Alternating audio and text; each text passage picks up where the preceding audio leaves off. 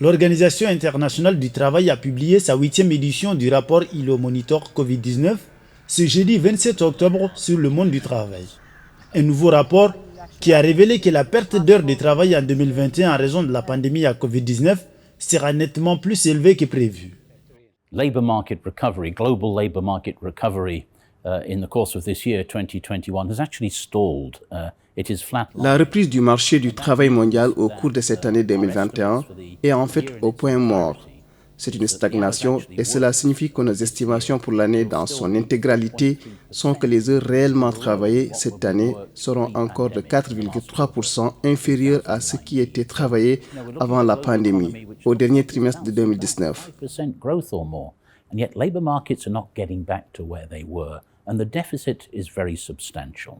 Selon le directeur général de l'OIT, cette situation s'explique par l'inégalité de la reprise économique, car une reprise à double vitesse entre les pays développés et les pays en développement menace l'économie mondiale dans son ensemble. Nous voyons le monde riche, et j'ajouterai à cela la Chine qui rebondit assez fortement. Il constate une reprise qui est significative, et pourtant, pour les pays émergents et en développement, ce n'est pas le cas. Ils ne grandissent vraiment pas et dans certains cas reculent. Et donc, nous voyons des preuves de ce que nous appelons une grande divergence. Le monde riche s'en sort relativement bien, mais malheureusement, les pays en développement et émergents ne vont vraiment nulle part.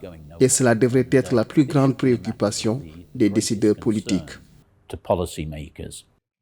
En conclusion, le directeur général de l'Organisation internationale du travail a souligné la nécessité d'une coopération et d'une solidarité internationale accrue pour assurer un déploiement beaucoup plus équitable des vaccinations pour mieux relancer le marché du travail.